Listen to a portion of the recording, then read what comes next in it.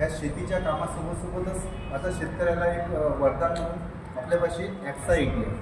ॲक्सा-80 हे गुणवर्धक आहे, म्हणजे कुठलंही आपली एक केमिकल म्हणा या कुठल्याही आपण कोणत्याही पद्धतीमध्ये याचा वापर करू शकतो। तर सुरुवातीला पाहतो म्हटलं तर जसं आज पाणी नाही का कधी कमी पडत आहे कधी जास्त पडत आहे, मग शेती ज्या पद्धतीचं व्हायला पाहिजे किंवा शेतीमध्ये जे उत्पन्न निघायला पाहिजे ते उत्पन्न निघून नाही राहत।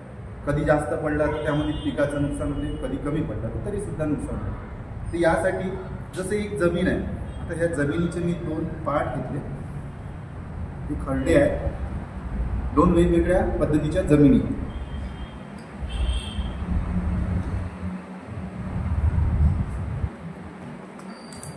सुरुवातीचा याचा फायदा पाहतो म्हटलं तर ज्या आज जरी पाणी पडला तर उद्या आपण आपल्या शेतामध्ये वल चेक करतो म्हटलं ती वल राहत नाही, कारण काय आज ज्या जमिनी आहेत त्या दिवसांदिवस कडक होऊन राहिल्या। तर कडक होऊन राहिल्या त्याच्यामुळे काय होते, आज रात्री पाणी पडला दुसऱ्या दिवशी आपण चेक केलं तर त्याची वल काहीच नाही राहत, कारण ते पाणी पडून सरळ आपल्या जमिनीतून वाहून बाहेर चाललं होतं। आता त्या पाण्याला आपल्या जमिनीमध्ये एक तर जिरवण्याचं काम किंवा उद्या चालून आपल्याला त्याचा फायदा झाला पाहिजे, यासाठी पाणी घेतलं आहे मी। जसं हा वरचा पाणी आहे आज ह्या जमिनीवर पडलं इथे,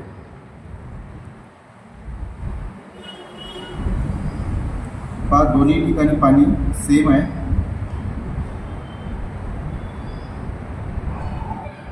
ठीक आहे, आता हा चालू पाणी पडला आहे म्हणून वास्तविक पाहता मी आधीच बोललो होतो की जो पाणी पडला आहे तो आतमध्ये जिरूनच नाही राहिला, मग याच्यामुळे जमीन जी आहे ती आपली दिवसांदिवस कडकच राहून राहिली। आता याचा सुरुवातीचा फायदा पाहतो म्हटलं, जेव्हा शेतीची कामं सुरुवात होते त्यावेळेस सुरुवातीला याचा आपण जर वापर केला तर आज जो पाणी आपल्या शेतीमध्ये थांबून नाही राहिला किंवा जिरून नाही राहिला हे जिरवण्याचं काम करतं पहिलं काम। आता याची मी एक सुरुवातीला आपण फवारणी करू शकतो, जसं एका शेतीमध्ये ॲक्सा-80 टाकतो, तुम्ही पाहू शकता जसं फवारणी केली तर जे पाणी आहे वरचं ते जमिनीच्या आतमध्ये जिरवण्याचं काम करत आहे। तुम्ही बघू शकता असं पूर्ण पहिल्यांदा आहे, म्हणजे आज जर तो पाणी पडला तर एका जागी न साठवता तो पूर्ण जमिनीची ओल कायम करतो। दुसरं पाहतो म्हटलं जसं आज आपण शेती पाऊस पडला तर तिथून 2-4 दिवसांना आपण त्याची पेरणी करतो।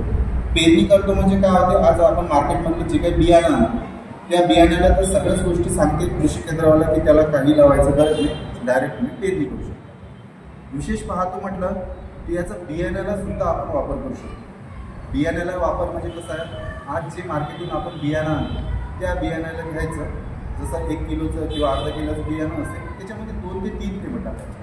2 ते 3 थेंब टाकले तर ते जे बियाणं राहते त्याला मिक्स करून आपण ते जे बियाणं आहे त्याला आपण पेरणी करू शकतो। आता याचा फायदा काय होतो, आज ज्या काही पिकाला आपण जसं निघत नाही पीक किंवा एखादे किडे मकोडे खाते किंवा उगवणक्षमता, ह्या सगळ्या गोष्टीसाठी त्याचा वापर आपण केला त्याची उगवणक्षमता कायम ठेवते, बियाण्याला म्हणजे किडे मकोडे खाऊ देत नाही, असा पहिला फायदा होतो। त्यानंतर दुसरा फायदा पाहतो म्हटलं जसं झाड वर आलं तर त्याला आपण काय करतो, खत देतो। आता वास्तविक पाहता जे आपल्या मार्केटमध्ये खतं येत आहे ते खतं वास्तविक त्या जमिनीत मुरतच नाही, आणि दुसरी गोष्ट ही जी जमीन होती कडक येण्याचं कारण खताचं प्रमाण। आज जे काही आपण खत देतो ते खत वास्तविक पाहता जमीन मुरत नाही, आपण याला खतामध्ये सुद्धा मिक्स केलं तर जे काही खत लागून राहिलं, एकरी जर आपल्याला 2 बॅग लागत असेल तर तिथं आपण 1.5 बॅगेमध्ये काम होऊ शकतो, म्हणजे खताची सुद्धा बचत करते। त्यानंतर पाहतो म्हटलं तणनाशक आहे, आज बऱ्याचशा गोष्टी आपण जसं फवारणीचा किंवा पाहतो म्हटलं तर मजूर लोक भेटत नाही, मग त्याच्यामुळे काय करतो आपण तणनाशक मारतो। तणनाशकमुळे सुद्धा आज जमिनी कडक होऊन राहिल्या, ज्या पद्धतीनं तणनाशकचा वापर व्हायला पाहिजे त्या पद्धतीनं तणनाशक तर होऊन राहिलं पण त्याच्यामुळे जमीन कडक येऊन राहिली। आता त्या तणनाशकमध्ये सुद्धा आपण याचा वापर केला तर जमीन तुमचं जे काही तण राहील ते तणही मारलं जाईल आणि सोबतच तुमची जी जमीन कडक येणार होती त्या जमिनीला नरम ठेवेल, म्हणजे भविष्यामध्ये आपण याचा जर वापर करत राहिलो तर आपल्या ज्या पूर्वजाची जमीन होती त्या पद्धतीची ती जमीन करतो। तिसरा पार्टकडे चौथा पार्ट पाहतो म्हटलं, आता हे 2 पानं आहेत इथलेच, हे आहे ज्वारी आपलं एक जसं पराठीचं पान आहे। आता आज मार्केटमध्ये आपण औषधी आणतो आणि खूप महाग आणतो, कितीही महाग आणली तर आपण जी फवारणी करतो ती पंपामध्ये टाकतो आणि सरळ त्याची फवारणी करतो. विशेष पाहतो म्हटलं तर पानं असे राहते पराठीचे, या साईडला आपण फवारणी करतो, पण किडा कोण्या साईडला राहते, मागच्या साईडला. त्यामुळे काय होते की औषध वरूनच काही थेंबाद्वारे, कारण पाणी हे कसं आहे द्रव्य याच्या असल्यामुळे ते पातळ नाही होत, आपलं जे टॉनिक आहे ते पातळ करते. आता एक पाहतो, एका याच्यात टाकतो मी, म्हणजे फवारणी करतो साधीवाली. हे बघा, यामध्ये जी काही फवारणी मारली आपण ती काही झालीच नाही आणि दुसरी सुद्धा नाही झाली. ठीक आहे. आता याच्या आधी एक ॲप्साइडची फवारणी करतो पुन्हा. यामध्ये 1 ते 2 थेंब टाकतो. पुन्हा एकदा मी फवारणी करत आहे, ते बघू शकता आहे तसंच आहे. आणि दुसऱ्या याच्यात बघतो रिझल्ट आहे. म्हणजे आज जी आपण समोरून जरी फवारणी मारली तिचा फायदा मागे जे किडा राहतो ते किड्यापर्यंत आपलं ते औषध पोहोचवण्याचं काम करतो. याच पद्धतीनं जसं आज पिकं सुद्धा आपण घेऊ शकतो. आणि विशेष पाहतो म्हटलं तर शेतकऱ्याला हे वरदान म्हणतात.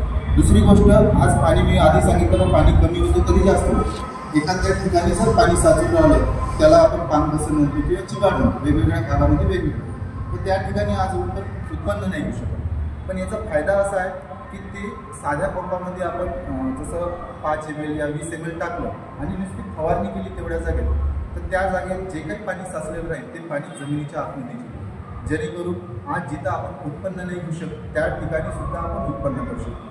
जसं दिवसांदिवस खोडकिडा, बरेचसे शेतकरी म्हणतात का माझे पाहते पराठी उधळून जाते, पराठी म्हणा या तूर म्हणा, ती बुडातूनच चालली जाते, म्हणजे वाढून जाते, त्याला उधळणं म्हणतात.